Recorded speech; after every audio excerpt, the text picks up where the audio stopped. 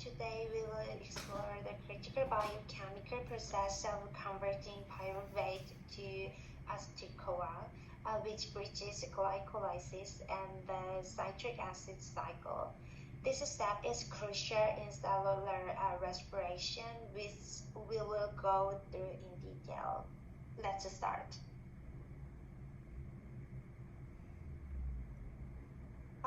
Let's start the let's start by looking at pyruvate and the end product of glycolysis.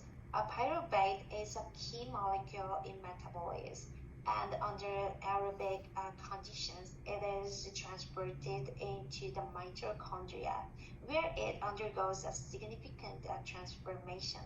Let's start.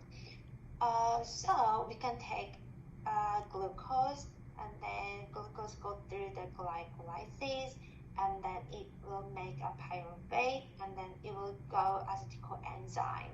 So in this discussion, in this presentation, we just focus on this stage. So let's go to the aerobic respiration.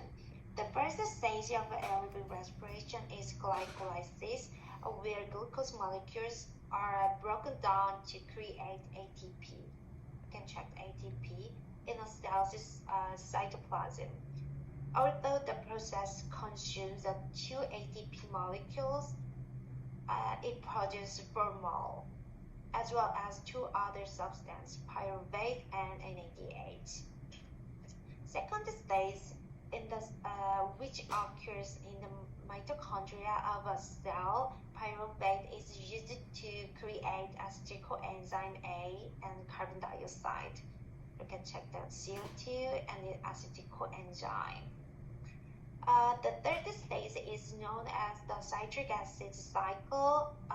Also, we can call it Krebs cycle. In this stage, the acetyl coenzyme A is used to create more NADH as well as FADH to carbon dioxide and additional ATP molecule.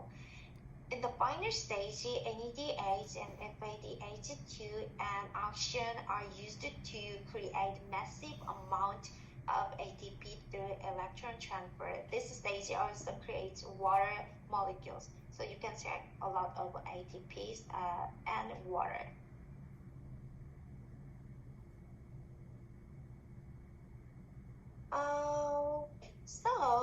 This structure is of a pyruvic acid.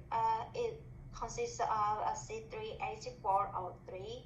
Pyruvate is a versatile biological molecule that consists of 3 carbon atoms and 2 functional groups, a carboxylate and a ketone group. And the conversion of pyruvate to acetyl-CoA involves a series of enzymatic reactions, each requiring specific cofactors. Here is a simplified flowchart of this process. Understanding these steps is crucial for grasping how energy production is linked in cellular respiration. So, this stage is of oxidation of pyruvate. First stage is pyruvate. Carboxyl group is removed from pyruvate, releasing carbon dioxide. And second stage is oxidation reaction. NAD is reduced to NADH. And the third stage is acetyl-CoA, and acetyl group is transferred to coenzyme A, resulting in acetyl-CoA. Summary, 2 molecules of pyruvate are converted into 2 molecules of acetyl-CoA. 2 carbons are released as carbon dioxide out of the 6 originally present in glucose. 2 NADH are generated from NAD+.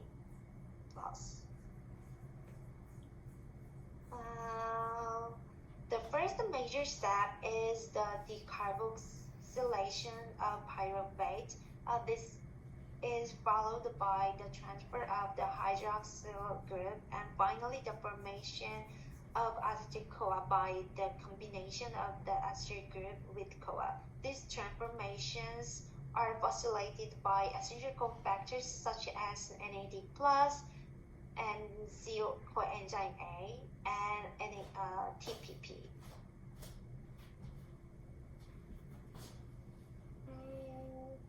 Speaking of cofactors, let's talk about their roles. NADH plus CoA and the TPP are not just helpers, they are essential for the catalytic activities of the PDC, enabling the energy release and transfer necessary for further metabolic processes. So, I'm gonna explain that is E1, E2, E3. You can remember this Stacy. I'm gonna explain more in detail. Cofactors needed for pyruvate to acetyl-CoA conversion. So first cofactor is TPP. TPP is a cofactor for the E1 component of the pyruvate dehydrogenases complex PDC. It helps in the carboxylation of pyruvate, which is the first step in the conversion process. Second one is a lipoic acid. Lipoic acid attaches to the E2 component.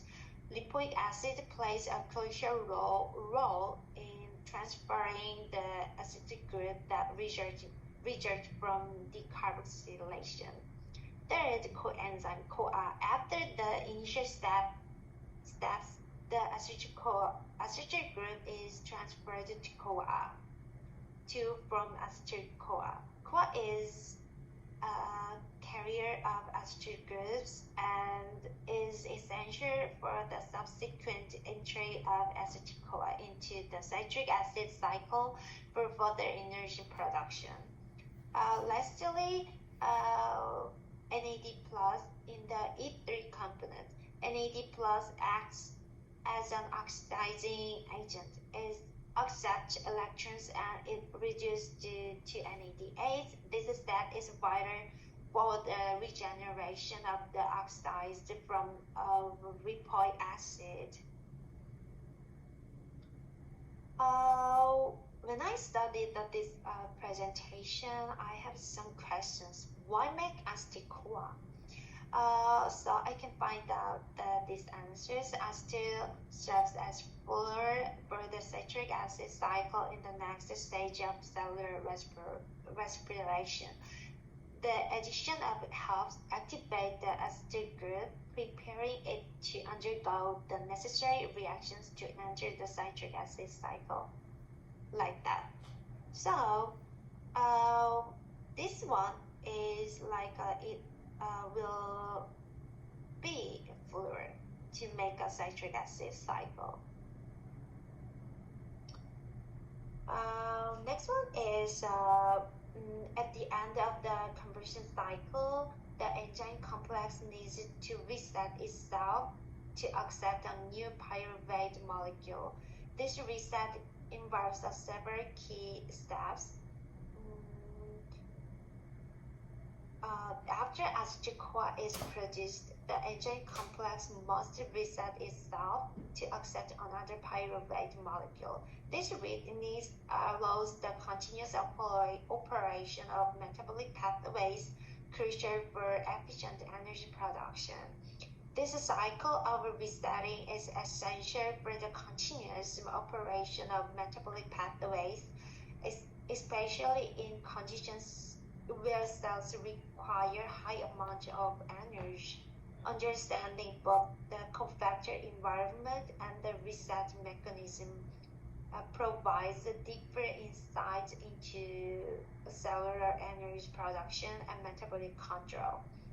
So, first one is reoxidation of lipoic acid. During the conversion process, lipoic acid is reduced as it carries to acetyl group. It must be reoxidized back to its original form to be ready for a new cycle. And the dissociation of acetyl-CoA. Once once the acetyl-CoA is produced, it relieves the enzyme complex, which allows the enzyme site to be free to interact with a new pyruvate molecule. Third one is regeneration of active sites. The active sites are where cofactors bind and react, such as TPP and lipoic acids, needs to be cleared of any previous reactant or product. This regeneration ensures that its site is prepared to efficiently catalyze reactions for new substrates. To conclude, the production of acetyl-CoA from pyruvate is a fundamental step in cellular respiration, impacting numerous metabolic pathways. Thank you for your attention.